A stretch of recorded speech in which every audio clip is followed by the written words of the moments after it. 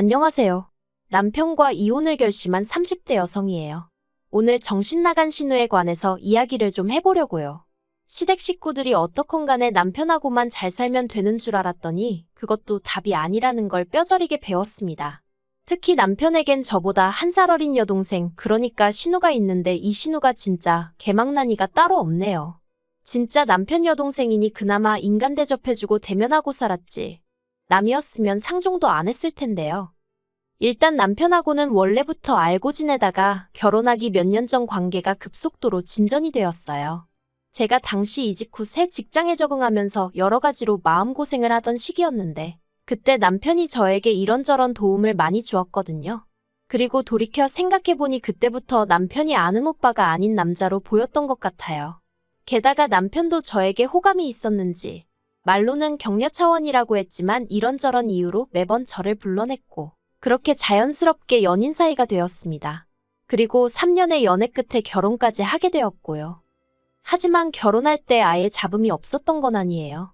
알고 보니 시부모님께는 남편조차 모르고 있던 빚이 있었고 그렇다 보니 재정적인 면에선 어떠한 도움도 기대할 수 없는 상황이었죠. 반면에 친정에서는 제가 맞이이기도 하고 개운이다 보니 해주시겠다는 것도 많았고 그만큼 남편 쪽에 바라시는 것도 많으셨거든요. 그래서 처음 친정의 시댁 상황을 털어놓았을 땐 솔직히 친정 부모님이 많이 답답해하셨어요. 이 결혼 꼭 해야겠냐 하시며 결혼이란 게 사랑만으로 되는 게 아니라며 저더러 다른 사람들이 다 야가 빠져서 이런저런 계산을 하고 결혼을 하는 게 아니라는 말씀도 해주셨고요. 하지만 그때 전 눈에 콩깍지가 씌어도 단단히 씌어 있었고 원래 사람이 하지 말라면 더 하고 싶어지잖아요. 정말이지 도저히 남편과 헤어질 자신이 없었습니다. 그리고 남편이란 사람 하나만 두고 말하자면 적어도 그때 당시엔 저에겐 좋은 사람이었거든요. 그래서 제가 정말 열심히 친정부모님을 설득했어요. 돈은 살면서 착실히 모아가면 되지 않겠냐고, 능력도 있고 인성도 좋은 사람이라고. 그리고 남편도 남편대로 저희 친정부모님께 앞으로 자기의 인생계획서를 써서 드리기도 하고 친정아버지랑 따로 남자 대 남자로 면담도 하고 나름대로 노력을 하더라고요. 그리고 이런 저희들에게 결국 자식 이기는 부모 없다는 말처럼 친정부모님이 두 손 두 발 다 들어주셨죠. 친정에서 결혼식 비용도 다 대주셨고 집 구하는데 1억이란 목돈도 해주셨어요. 거기에 제가 모아둔 돈도 따로 있었고요. 반면에 남편이 해온 건 자기가 모아둔 4천만 원과 할부가 남아있던 6년 된 자동차 한 대가 전부였죠.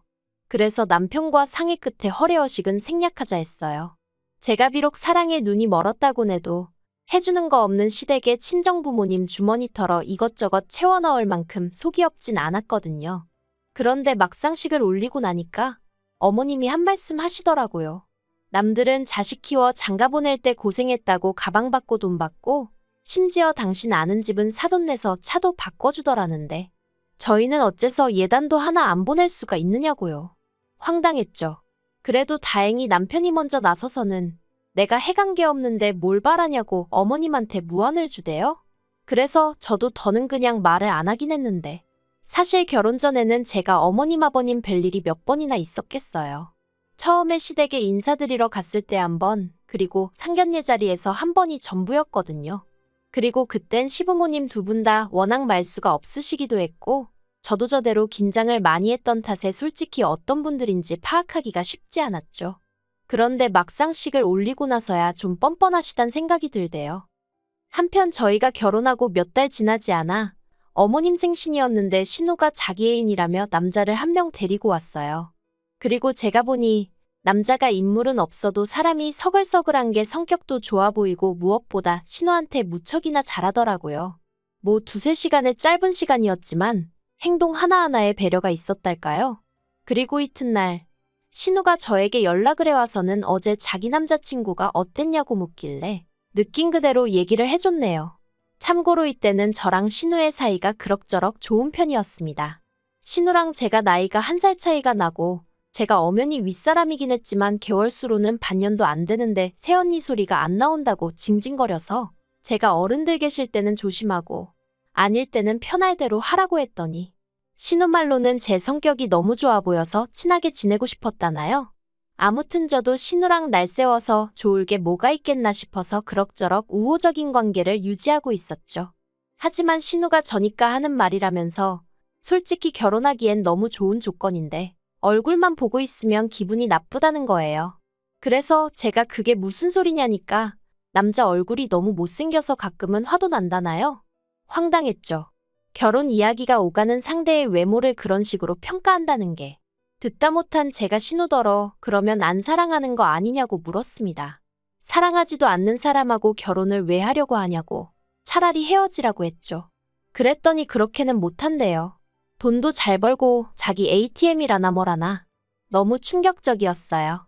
하지만 그렇다고 제가 신우한테 이러쿵저러쿵 말하기도 그렇고 그래서 사람들이 결혼할 때 사랑만 가지고는 안 된다고 하지만 그래도 사랑이 있어야 살 수 있는 것 같다고 애둘러 한마디 했거든요. 그런데 신우가 그냥 피식 콧방귀만 뀌고 말대요. 그리고 결국 그 둘은 그해 결혼을 했습니다. 남들이 부러워할 만한 결혼식이었고 남자 쪽에서 비용도 다 냈다고 들었어요.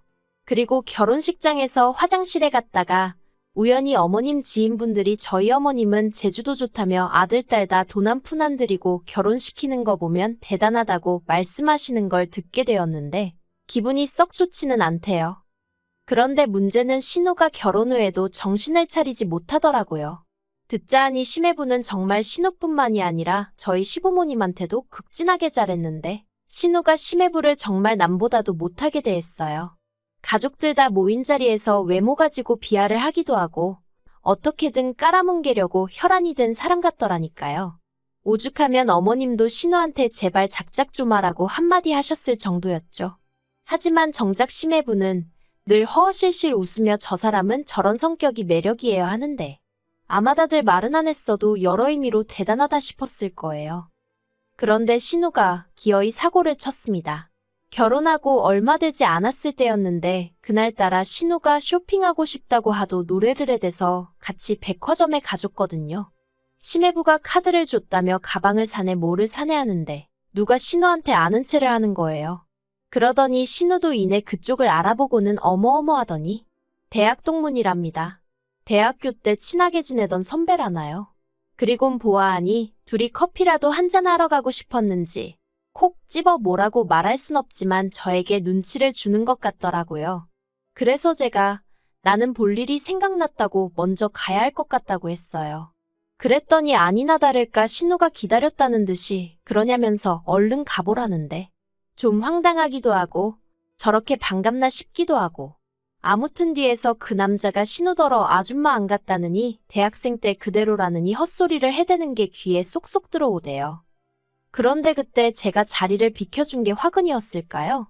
그날 이후로 신우는 예전만큼 저한테 어디 가자 뭐 하자 하며 연락해오는 일이 없었고 저도 그 무렵 회사에서 승진을 하면서 맡은 업무가 늘어나 그런 신우의 변화에 신경 쓸 여유가 없었어요.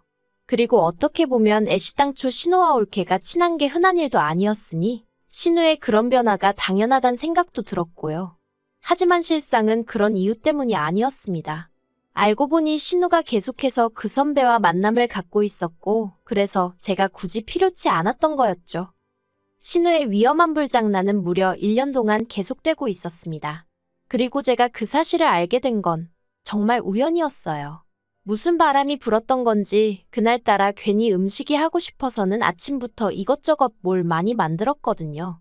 그런데 뭐에 홀린 듯이 음식을 하고 나서 보니까 저랑 남편 둘이 먹기엔 양이 너무 많더라고요.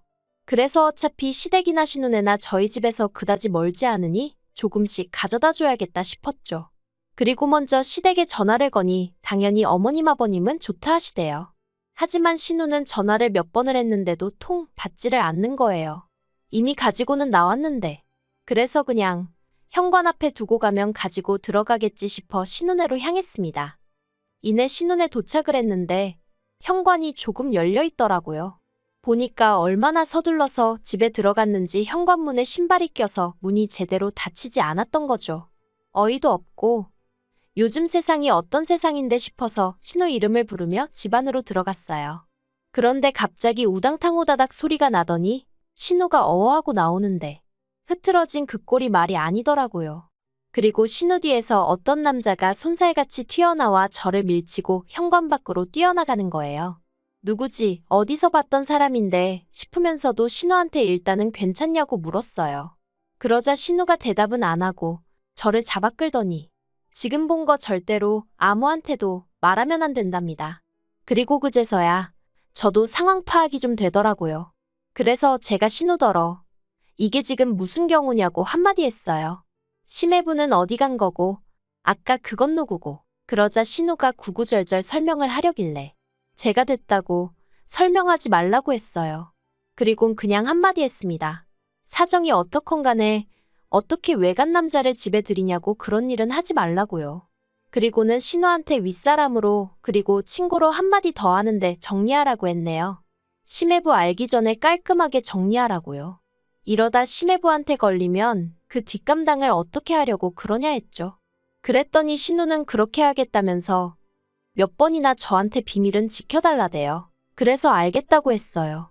솔직히 저도 남의 가정사에 감나라 배나라 하고 싶지 않았고 좋은 일도 아닌데 얽히기도 싫었으니까요. 하지만 꼬리가 길면 밟힌다는 옛말처럼 결국엔 일이 터졌습니다. 하긴 아무리 심해부가 사람이 좋아도 신우가 매번 핸드폰만 들여다보고 돈도 어지간히 쓰고 다녔던 모양이니 눈치를 챘겠죠. 그리고 심해부도 속이 없는 게 아니더라고요. 아버님 생신날 저희 부부, 신우네 부부 다 같이 꽤 이름난 호텔에서 식사를 하게 되었는데 심해부가 아버님께 선물이랍시고 제법 두툼한 봉투 하나를 건네더라고요.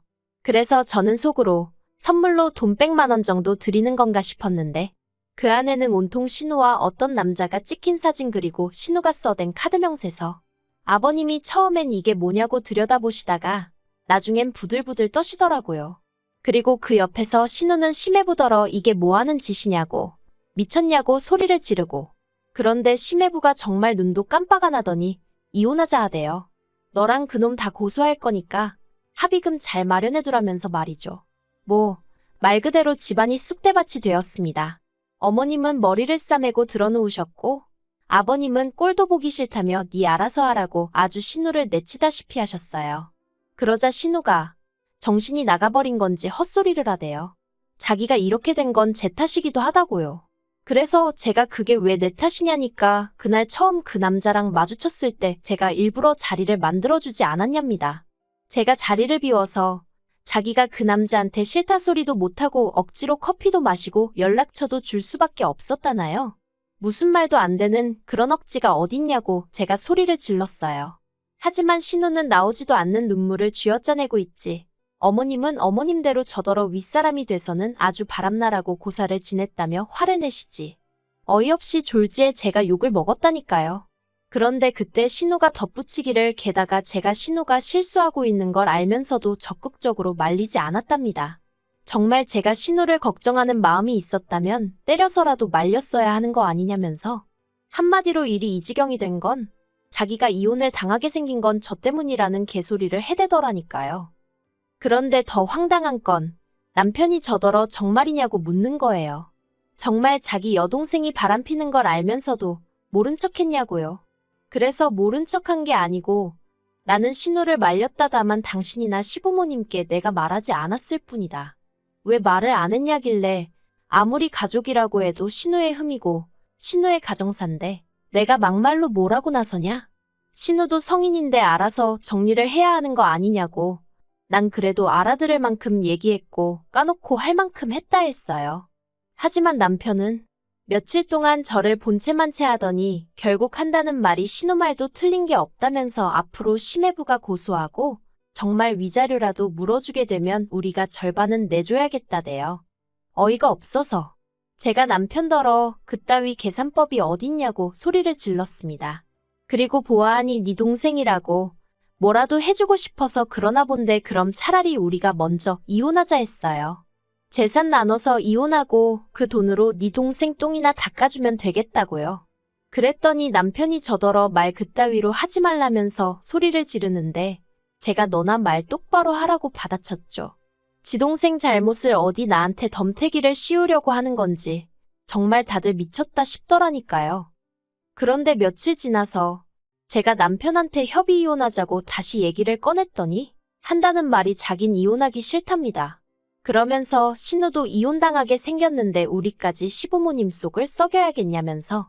그리고는 그냥 저더러 어차피 한 가족이지 않냐면서 다 같이 힘을 합쳐 신우를 도와주자고 그러는데 미쳐도 단단히 미쳤구나 싶대요. 그래서 남편더러 피를 나눈 사람들끼리나 열심히 힘을 합치시라고 나는 이 똥물에서 발 빼야겠다 했죠. 그리고 바로 이튿날 변호사 만났고 결국 이혼 소송하기로 했어요. 진짜 지금도 이걸 쓰는데 분하고 열통이 터져서 손이 부들부들 떨린다니까요. 하긴 제 잘못이 맞긴 해요. 왜 진작 이런 집구석을 가족이랍시고 어떻게든 바로잡아 보려고 혼자 고민하고 애쓰고 그랬는지. 정말이지 양심이라곤 썩어빠진 당신들 엿보니까 더 이상 저한테 아무것도 바라지 않았으면 좋겠어요. 아, 그리고 심해부한테는 미안하다기보단 유감이라고 따로 연락은 했고 혹시 제가 도울 일이 있으면 돕겠다고 했네요. 진짜 별거지 같은 그저 하루빨리 자유의 몸이 되고 싶을 뿐이에요.